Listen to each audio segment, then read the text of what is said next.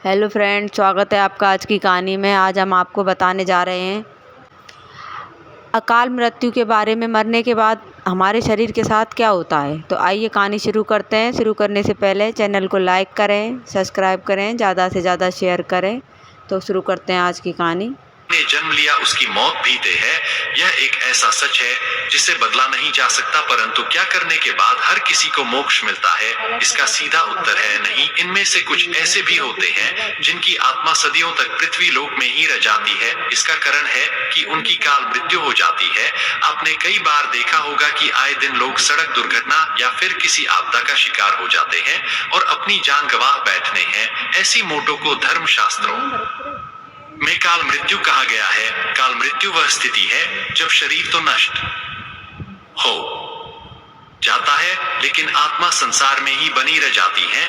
लेकिन सवाल यह उठाता है कि आखिर ऐसा क्यों होता है? काल मृत्यु के पीछे क्या कारण होता है और उसके बाद आत्मा का क्या होता है? आज के इस प्रस्तुति में हम इसी के बारे में विस्तार से इस प्रस्तुति में हम जानेंगे कि काल मृत्यु क्यों होती है, काल मृत्यु के बाद उसे आत्मा का क्या होता है, काल मृत्यु कैसे होती है, काल मृत्यु से बचाने का मंत्र क्या है, आत्महत्या को पाप क्यों माना गया है। इसीलिए इस वीडियो को पूरा देखें। देर ना करते हुए आज के प्रस्तुति की शुरुआत करते हैं। नमस्कार दर्शकों, एक बार फिर से आपका हमारे YouTube चैनल कर्म प्रवाह में स्वागत है। मित्रों, साधारण मृत्यु के बारे में तो हम सभी जानते हैं और समझते हैं, लेकिन काल मृत्यु का विषय ऐसा है कि इसके बारे में कई बातें कही जाती हैं। गरुड़ पुराण के 7 में अध्याय में पक्षीराज गौर के पूछने पर भगवान विष्णु कहते हैं कि अगर कोई प्राणी भूख से तड़प कर मार जाता है या किसी हिंसक जानवर द्वारा मृत्यु हो जाती है या फिर किसी जहरीला पदार्थ सेवन करने से या फिर पानी में डूबने से किसी मनुष्य की हो जाती है, तो ऐसे मनुष्य को काल मृत्यु के श्रेणी में रखा जाता है। फिर पक्षीराज गरुड़ पूछते हैं कि यह नारायण काल मृत्यु क्यों होती है, कृपया मुझे विस्तार से बताइए। तब भगवान विष्णु कहते हैं कि है पक्षीराज, काल मृत्यु किसी भी कारण से हो सकती है, फिर चाहे वह किसी रोग के कारण हो या दुर्घटना के कारण। ऐसे में मनुष्य अक्सर यही सोचता है कि काश ये उनके साथ नहीं हुआ होता तो शायद उनकी मृत्यु नहीं होती, परंतु काल मृत्यु का कारण अनेक जनों में किया गए दुष्कर्म को बताया गया है।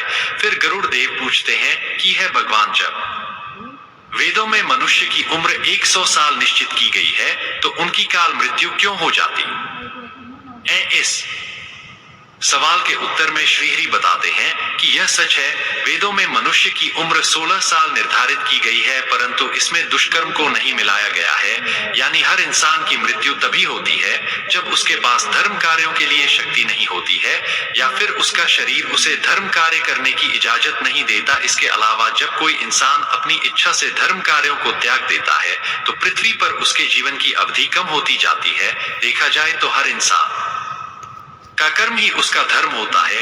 मनुष्य की मृत्यु कब होती है? जब उसके पास अपनी इन कर्मों को निभाना की शक्तियां नहीं होती। इंसान की उम्र भले ही 100 साल हो, लेकिन अपने कर्मों के जारी वह अपनी उम्र को खुद ही नष्ट करता चला जाता है। वेदों का ज्ञान इन होने से मनुष्य जान ही नहीं पाता कि वह कब को कर्म करता जाता है। इसलिए हर मनुष्य को धर्म और धर्म के बारे में अवश्य जानना चाहिए। आगे पक्षीराज गरुड़ पूछते हैं कि यह नारायण काल मृत्यु के बाद आत्मा का क्या होता है।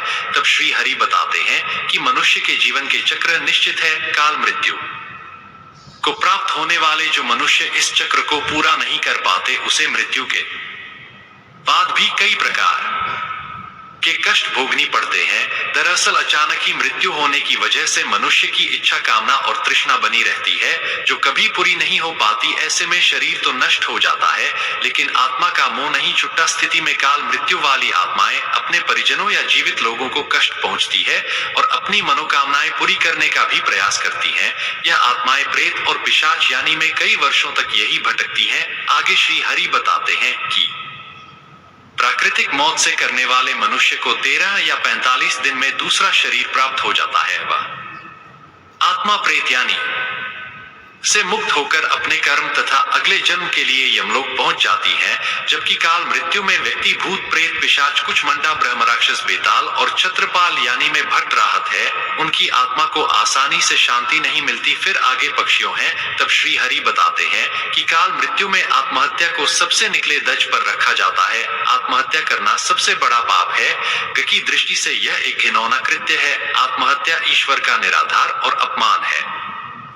आत्महत्या करने वाले मनुष्य की आत्मा पृथ्वी लोक पर तब तक भटकती रहती है जब तक कि वह प्रकृति द्वारा निर्धारित अपने जीवन चक्र को पूरा नहीं कर लेती। ऐसी आत्मा को ना तो नरक लोक में जगह मिलती है और ना ही स्वर्ग लोक में। आत्मा को करने के बाद भी सबसे कष्टदायक स्थिति से गुजरा पड़ता है।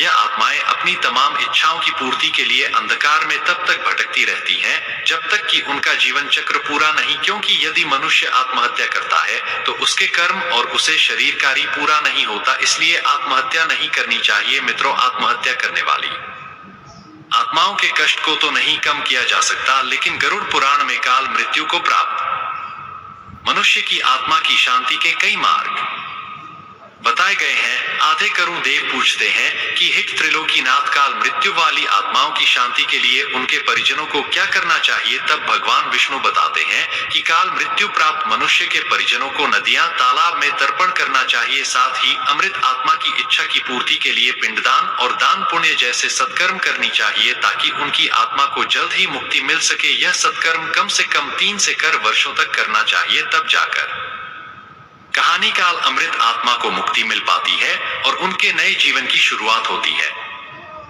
मित्रों, काल मृत्यु से बचाने के लिए हमें अच्छे कर्म करने चाहिए और दान पुण्य एवं भगवान की प्रार्थना करनी चाहिए, क्योंकि प्रार्थना में भाग्य को बादल देने की शक्ति होती है। इसलिए आप भी पुण्य करें और दूसरों को भी इसके बारे में बताएं। मित्रों, उम्मीद करता हूं कि आपको हमारी यह वीडियो जरूर पसंद आई होगी। अगर आई हो तो ज्यादा से ज्यादा लाइक और शेयर करें। अगर आपने अभी तक हमारे चैनल को सब्सक्राइब नहीं किया है तो जरूर करिए, और अगर सब्सक्राइब कर लिया है तो आपका बहुत बहुत शुक्रिया।